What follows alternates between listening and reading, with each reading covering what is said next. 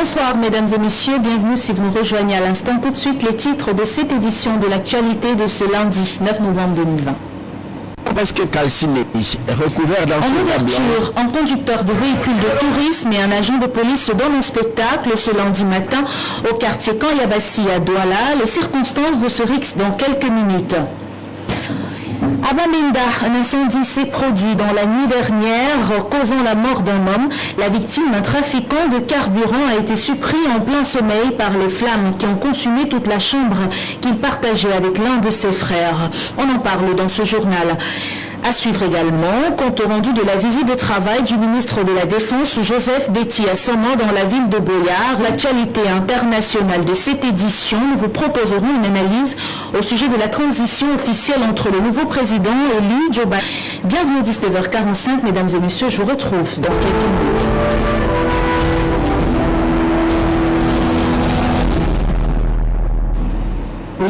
La scène s'est déroulée dans les premières heures de cette matinée au quartier Kanyabassi dans l'arrondissement de Douala 2e. À l'origine de ce rixe, le refus de tamponner à son confrère. Les détails avec Frédéric Moutamé.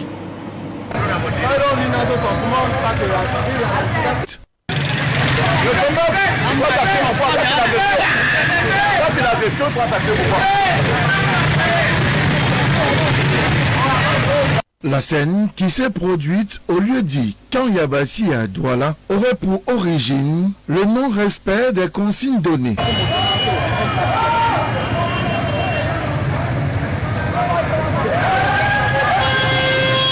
Face à ce refus d'obtempérer, en 16 heures de grande affluence et d'embouteillage, d'ailleurs farouchement allemand de la police nationale qui venait alors de confisquer les clés de son véhicule.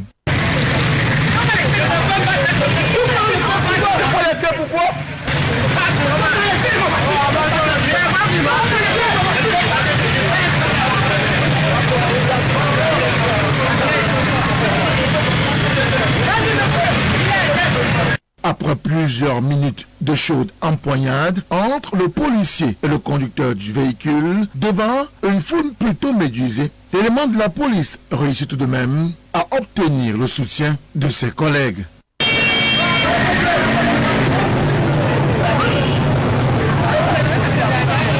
Au moment où nous quittions les lieux, le conducteur indélicat a finalement été interpellé, puis conduit à bord de son véhicule dans un commissariat de la place où une procédure a été ouverte à son encontre.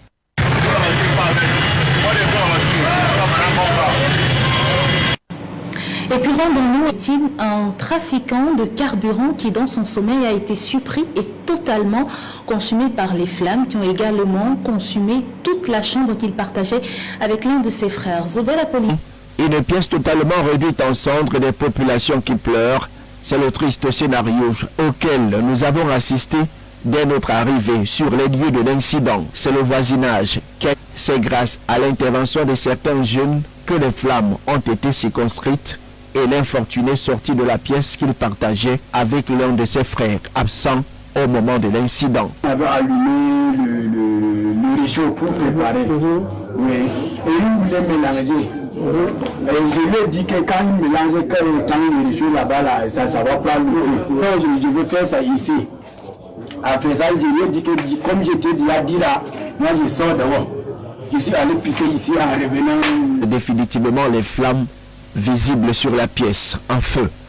Circonscrire les flammes qui s'apprêtaient à attaquer d'autres maisons avoisinantes. Mais le conseil que nous donnons aux populations, c'est d'abandonner cette activité dangereuse. Aujourd'hui, nous avons perdu une âme. Le pire pourrait certainement se produire les jours à venir.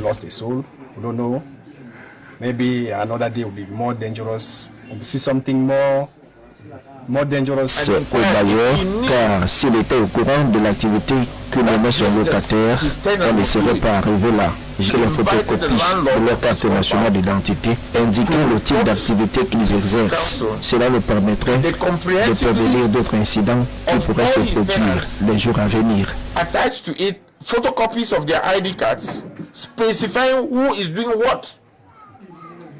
In this way, we can be able to curb any further kind of incidences. Ce triste événement a plongé les populations de la ville de Bamenda dans les mois et la consternation totale.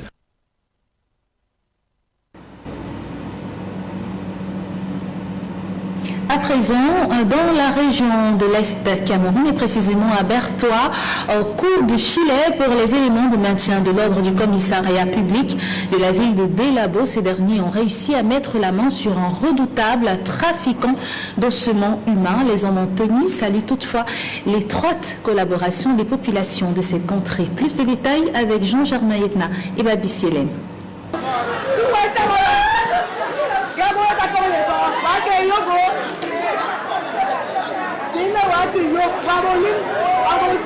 Le butin est le squelette entier d'un homme inhumé au village Mpinang, à 20 km environ de Bélabo, dans la région de l'Est. La descente au niveau de la tombe a permis de constater les restes de la dépouille, dont ce présumé exhumeur et trafiquant d'ossements humains n'a pas pu emporter pendant son forfait.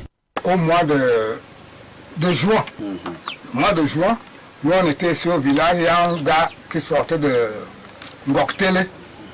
Lui il est venu payer la cigarette ici, au lieu de rentrer par la route, il est passé par le rail. Il va trouver le corps qu'on a déterré là, couché. Il va signaler à son chef de Ngoktele, c'est le chef de Ngoktele qui m'envoie le message par les taxis, moto-taxis, qui est encore couché. J'ai envoyé le comité de vigilance aller constater. Finalement, ils m'ont dit que oui, il y a vraiment un corps couché. Il fallait signaler alors à Bélabo, à la coordination de Bélabo. La coordination et la police de Bélabo nous ont trouvés, nous sommes partis, ils ont fait tout le constat, ils ont demandé au comité de vigilance d'inhumer le corps. J'ai dit depuis juin 2026.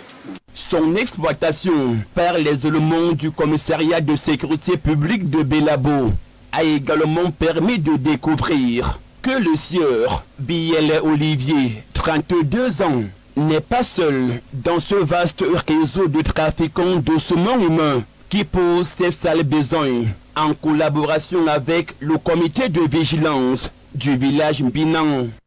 Vous constatez avec amertume comme moi que c'est juste derrière là que le forfait s'est commis. Après une exploitation minutieuse du mise en course, les enquêtes nous ont permis de recouper et de découvrir que l'enlèvement s'est commis dans la région du centre. C'est ce qui nous a permis d'entrer de jeu, d'alerter monsieur le procureur qui a aussitôt informé son homologue de la Haute-Sanaga et nous a instruit de descendre sur les lieux constatés. Avec amertume, on vient donc de voir ce qui a été fait. Nous regrettons que le corps n'ait pas vraiment été suffisamment enfoui. Et pour le reste, on ira faire ce qu'il faudra faire pour que la procédure connaisse, n'est-ce pas, son cours. Et pour ces deux complices qui sont en cavale, un mandat d'arrêt est mis à leur disposition et seront rattrapés dans les prochains jours.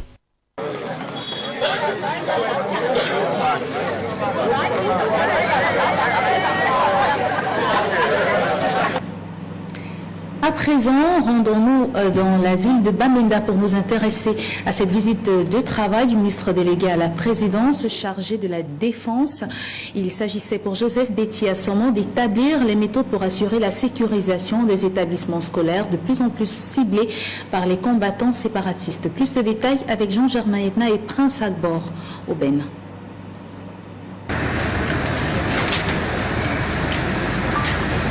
D'entrée de jeu, Joseph Betty Assomo a exprimé la sympathie et la compassion du chef de l'État, chef suprême des forces armées, à l'endroit des familles victimes de la barbarie de Kumba.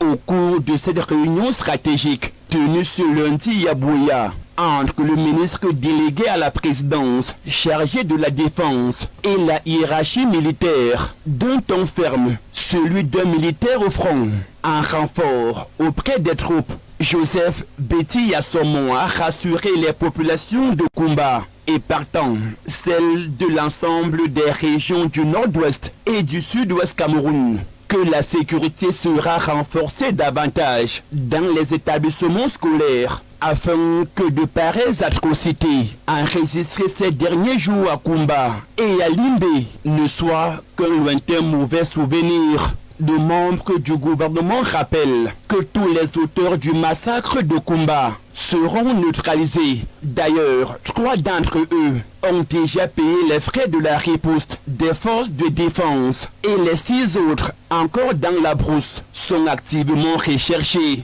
Le ministre de la Défense appelle à une synergie d'action concertée sur le terrain et invite une fois de plus des populations des 2 régions en crise à une franche collaboration pour mettre fin à cette crise qui perdure.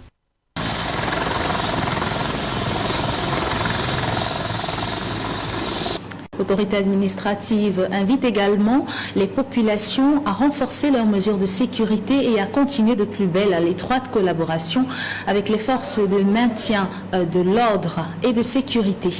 Intéressons-nous à présent à cette descente du ministre de l'Enseignement secondaire du côté de Yaoundé. Rappelons-nous qu'il y a quelques jours, la ministre des Enseignements secondaires, Pauline Nalova-Yonga, attirait déjà l'attention des élèves sur la ressurgissance de la pandémie à coronavirus. Et cette fois-ci, elle invite les responsables des établissements à renforcer et à vérifier, à s'assurer du respect des mesures barrières telles que édictées par le gouvernement pour combattre le coronavirus de plus belle. Patrick Moignan et Patrice Foucault. La pandémie du Covid-19 reste une sérieuse menace dans les campus scolaires à Douala. Oui, depuis la semaine passée, nous avons observé un cas suspect. Nous avons demandé à l'enfant d'aller se faire tester à l'extérieur. L'enfant allait à Bonamoussadi. Malheureusement, c'était positif et immédiatement, nous avons alerté notre hiérarchie. Ce qui fait que vendredi, ils sont venus, ils ont testé toutes les classes voisines et la classe concernée.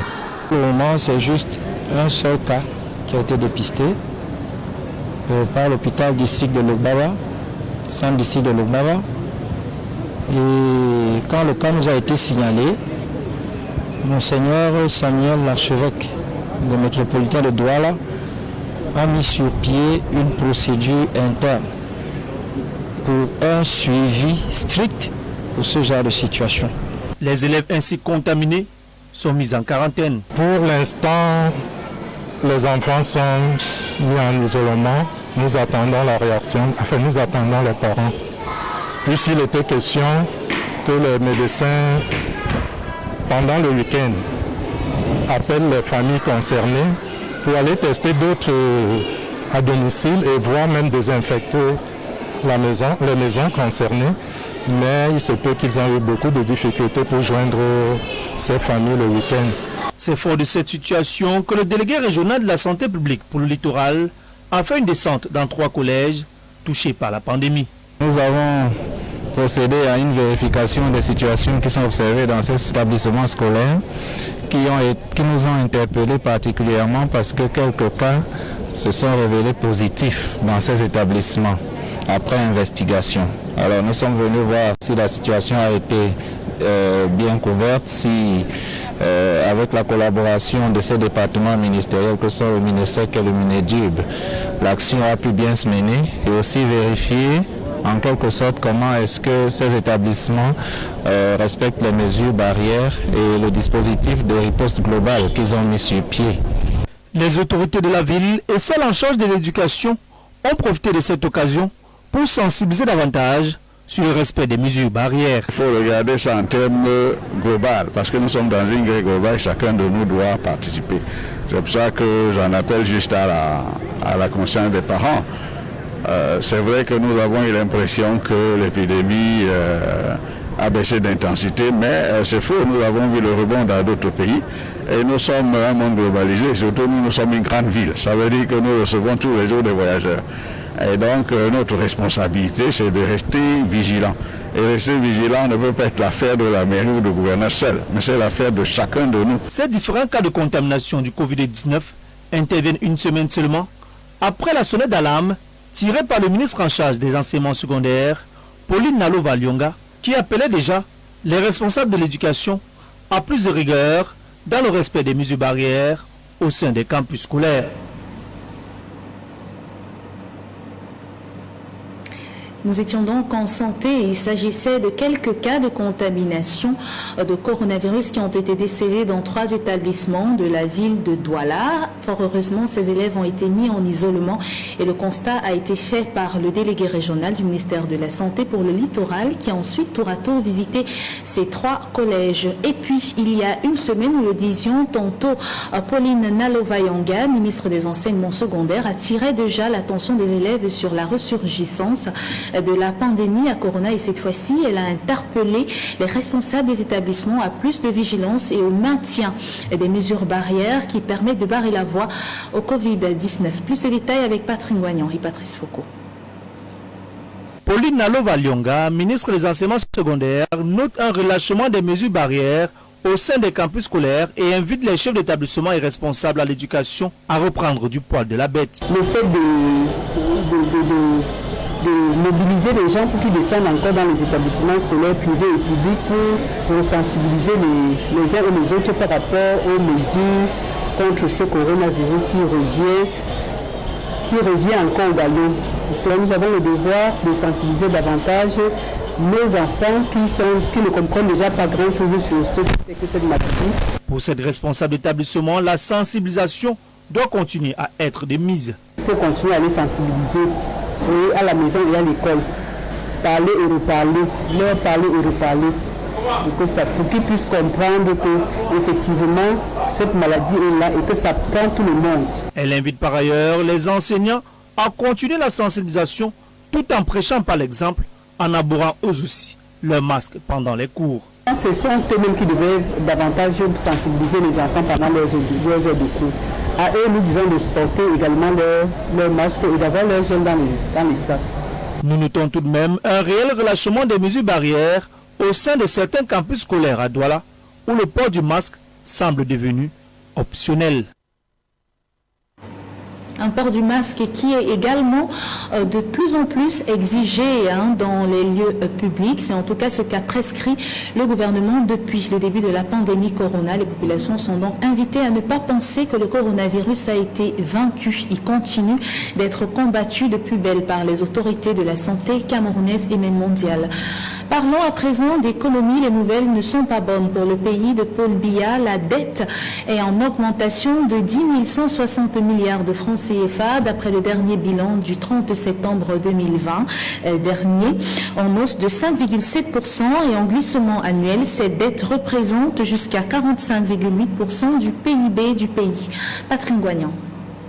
Selon la CAA, Caisse autonome d'amortissement, qui est par ailleurs la structure de gestion de l'ensemble des fonds d'emprunt public de l'État et de ses démembrements, l'encours de la dette du secteur public est évalué au 30 septembre dernier à 10 164 milliards de francs CFA, soit 45,8% du PIB. Cet encours est en hausse de 1,3% contre une baisse de 0,1% en glissement trimestriel et une hausse de 5,7% par rapport à décembre 2019. En septembre 2020, la dette du Cameroun était encore largement en deçà de la norme communautaire en zone CEMAC qui est de 70%. Le rythme d'endettement du pays reste préoccupant au vu de la hausse de 5,7% en glissement annuel. La principale conséquence ici serait le durcissement possible des conditions d'endettement selon la CAA. L'évolution de cet encours est principalement imputable à plusieurs facteurs. Il s'agit notamment des décaissements effectués dans le cadre de la réalisation des projets, les tirages sur les appuis budgétaires obtenus dans le cadre du programme économique et financier en cours avec le Fonds monétaire international, l'accroissement des émissions de titres publics pour résoudre les problèmes de trésorerie de l'État, la prise en compte des nouvelles conventions de dette croisée. En termes de répartition, le portefeuille de la dette publique est constitué à fin décembre 2020 de 99,6% de dettes directes de l'administration centrale, dont 13% environ d'appui budgétaire et 0,4% de dettes avalisées par l'État central. La dette directe de l'administration centrale se compose de 11,9% de dettes extérieures et de 28,1% de dettes intérieures, dont 8% de reste à payer de plus de 3 mois. Par ailleurs, la dette des entreprises publiques progressivement prise en compte dans le champ de la dette publique est de 833 milliards de francs CFA, soit 3,8% du PIB. Cette dette est principalement portée par la Sonara à hauteur de 84,5%, soit environ 700 4,1 milliards de francs CFA et la Camerco pour 14,6%, soit 122 milliards de francs CFA. Toujours en économie, intéressons-nous à ce rapport du Fonds monétaire international au sujet du Cameroun. Le FMI salue la transparence du Cameroun dans l'attribution des combats relatifs à la riposte au Covid-19 pour faciliter l'approbation d'un deuxième décaissement en faveur du Cameroun. Le Fonds monétaire international met en avant la traçabilité des décaissements en faveur du Cameroun, environ 87 milliards de francs CFA pour la lutte contre la Covid-19. Le directeur général en rapport avec le plan de riposte contre la pandémie. Selon ces derniers, les autorités ont réaffirmé leur ferme engagement en faveur d'une utilisation efficace et transparente des fonds publics et ont veillé à ce que les financements soient appropriés pour faciliter des crédits rapides et les ressources libérées soient efficacement dépensées pour faire face à la crise pandémique. Dans ce contexte, les mesures prises par les autorités pour publier la propriété effective des entreprises recevant des marchés liés à la Covid-19 sont importantes ministérielles dans le cadre de la lutte contre cette pandémie. Le gouvernement camerounais a d'ailleurs rendu public le 5 octobre 2020 un nouveau document de 26 prises dans le cadre de la lutte contre la Covid-19 au Cameroun. Ce qui blanchit le ministre de la Santé publique qui avait été accusé par plusieurs partis politiques et observateurs politiques sur la gestion de la Covid-19. Il tient lieu de préciser que le gouvernement n'a pas encore rendu public le rapport semestriel des dépenses publiques liées à la lutte contre la pandémie Covid-19 et ses conséquences socio-économiques. Ce document devrait répertorier l'ensemble des opérations financières exécutées et ainsi que les modalités d'organisation, de fonctionnement des suivis et évaluations du Fonds spécial de solidarité nationale contre le coronavirus et ses répercussions économiques et sociales ainsi que la production agricole. Nationalisme, commémoration de les nationalistes se sont réunis à Yaoundé pour devoir de mémoire. Joscar Ribok et Mohamed Soumbade, nos correspondants depuis ce côté. Nous vivons aujourd'hui les conséquences du déni. Le 3 novembre 1960, en Suisse, Félix Roland Momier, très grand nationaliste, panafricaniste, tombait ainsi par un complot politique des services secrets français par empoisonnement. Et la mémoire des actuels nationalistes les impose de dire, de retracer la vérité sur nos héros qui ont bataillé dur pour l'indépendance du pays, le professeur Théophile Moyo.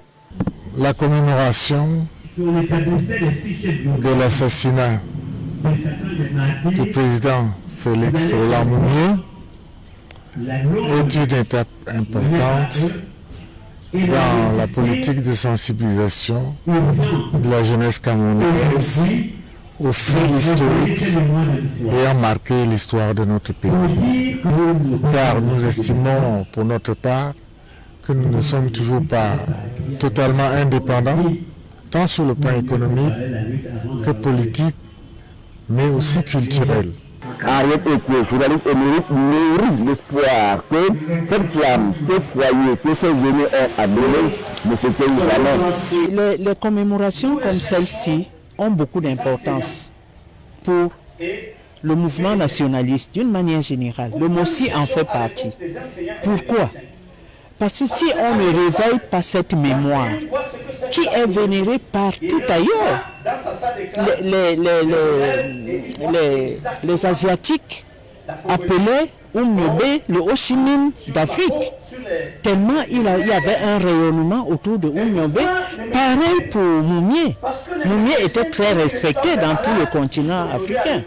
Donc, il faut réveiller ça, puisqu'on ne veut pas en parler. Il n'y a pas, j'ai bien dit, il n'y a pas un lycée qui porte le nom de Moumié, il n'y a pas une rue, il n'y a pas un collège, rien. Ça veut dire qu'on les a réhabilités, mais comme ça.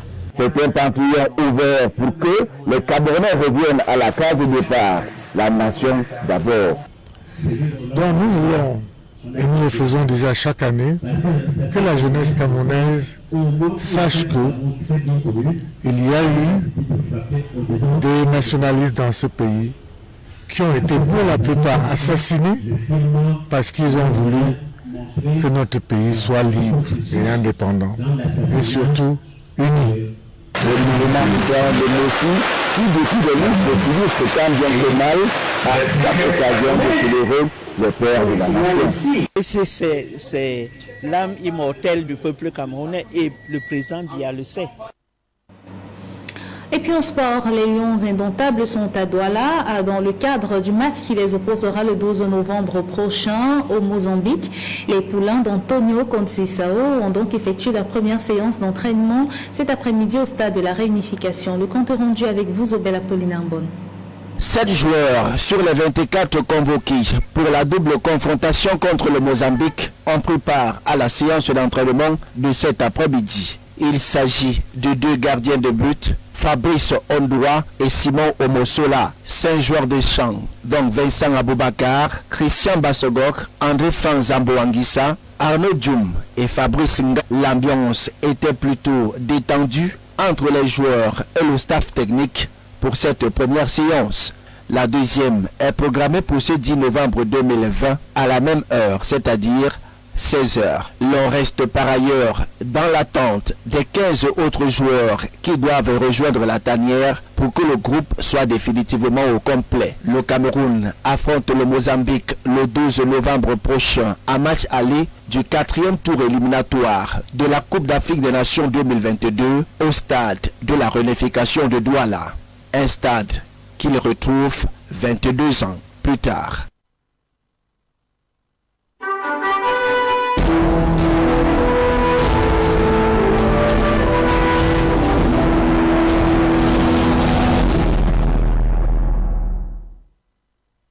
Politique aux États-Unis au lendemain de l'élection du nouveau président Joe Biden. Pour plusieurs pays africains semblent avoir les espoirs sur ce nouvel élu. D'ailleurs, ils ont tenu à lui adresser les félicitations. Frédéric Moutomé. Joe Biden, officiellement élu 46e président des États-Unis. Depuis samedi dernier, Joe Biden est le nouveau président des États-Unis d'Amérique, le 46e locataire de la Maison-Blanche, qui parle de réconcilier les Américains fortement divisés en marge de cette élection présidentielle, laisse déjà entrevoir des lueurs d'espoir dans la coopération avec les autres États, notamment sud-africains, contrairement à son prédécesseur, Donald Trump, qui lui avait misé sur une politique essentiellement intérieure, American First. La soft power et la hard power. Et je pense qu'avec le président Joe Biden qui est un démocrate, c'est comme si nous avons ici un nouveau vent, n'est-ce pas, qui va souffler au niveau des relations avec les autres États, sachant qu'avec les républicains, qui entretenait des relations diplomatiques assez ambiguës, puisque nous avons vu ici, avec la gestion de l'insécurité, avec par exemple la mouvance du terrorisme, on voyait comme s'il y avait une certaine indulgence, n'est-ce pas, de la part des républicains. Au lendemain de sa victoire à cette élection, Joe Biden a reçu les félicitations des chefs d'État et dirigeants du monde. Et parmi eux, Paul Biya, le président du Cameroun, qui à travers un tweet dit toute sa disponibilité à renforcer les liens de coopération entre le pays de l'oncle Sam et le Cameroun. Et on pense donc que cette fois-ci, Joe Biden viendrait ici avec un souffle nouveau, sachant qu'il viendrait ici avec un climat un peu d'apaisement, sachant que ici il y aura un paradigme, si on peut l'appeler le paradigme Joe Biden, qui sera non seulement d'avoir une coopération plus courtoise, un respect mutuel, n'est-ce pas, entre les États et également une coopération de civilité, sachant que les relations normalement devaient être des relations gagnant-gagnant, même si tel n'est toujours pas le cas. Et alors que son élection est encore contestée par le président sortant Donald Trump, de nombreuses attentes sont d'ores et déjà nourries en faveur de la politique centriste de Joe Biden, le président démocrate américain qui devra officier depuis le bureau ovale de la Maison-Blanche pour les 4 prochaines années, avec de nombreux challenges et défis à relever, et parmi eux, certainement, l'Afrique, notre très cher continent noir. Et la transition officielle entre le nouveau président et celui sortant devrait se faire dans quelques jours. Après donc cette élection du 8 novembre, la directrice des services généraux de l'administration américaine a approuvé une transition officielle en dépit du refus de l'ancien président Donald Trump, ce qui a donné plusieurs revendications. Je propose de suivre cette analyse de nos confrères de France 24. C'est le point d'orgue d'une élection présidentielle américaine, la traditionnelle passation de pouvoir entre deux présidents. comme ici en 2017, lorsque Barack Obama quittait son costume de président, escorté par Donald Trump, dans la plus parfaite harmonie. Mais qu'en sera-t-il le 20 janvier 2021, lors de la prise de fonction de Joe Biden? La transition entre deux administrations relève plus de la tradition républicaine que d'une loi constitutionnelle. Sur le plan législatif, il existe une loi de 1963 qui facilite en quelque sorte l'arrivée de la nouvelle équipe dirigeante avant son installation officielle. Mais pour cela, les services généraux de l'administration doivent débloquer des fonds spéciaux à hauteur de 10 millions de dollars. Or, sa directrice, Emily Murphy, nommée par Donald Trump en 2017, refuse de s'y plier, ce dernier refusant toujours de reconnaître sa défaite. Nous devons d'abord vérifier que le candidat qui semble avoir remporté la victoire soit confirmé par les instances. Ensuite, nous mettrons en place le processus de transition prévu par la loi. Concrètement, les équipes de Joe Biden avancent pour l'heure à l'aveugle. Ce dernier a bien mis en place une cellule spéciale pour la lutte contre le Covid-19, mais les accès aux agences fédérales lui sont refusés, tout comme l'accès aux informations stratégiques pour être fin prêt au premier jour du mandat de Joe Biden. I just called Governor Clinton over in Little Rock and offered my congratulations. He did run a strong campaign. Dans l'histoire américaine, jamais un candidat n'a refusé de reconnaître sa défaite depuis 1896, ni n'a refusé de recevoir son successeur le jour de son investiture, quel que soit son bord politique. En 1992, Bill Clinton bat George Bush père, alors président sortant. À son entrée à la Maison-Blanche, le démocrate trouve cette lettre de son ancien rival. Vous serez notre président quand vous lirez cette lettre. Je vous souhaite le meilleur à vous et à votre famille. Vos succès sont désormais ceux de notre pays. En 2020, un même scénario mais une autre ambiance avec un Donald Trump qui s'est lancé dans une bataille judiciaire pour contester la victoire de son rival. Fin de ce journal préparé par l'ensemble de la rédaction. Merci de nous avoir suivis. Nous vous donnons rendez-vous à 21h dans le cadre du programme Tout au clair et l'émission sera retransmise en direct sur la page LTN TV officielle. Respectons donc les mesures barrières car le corona continue d'être une effectivité. Jean-Jacques Rousseau le disait, il n'y a pas de bonheur sans courage ni de vertu sans combat. Bonne soirée à tous.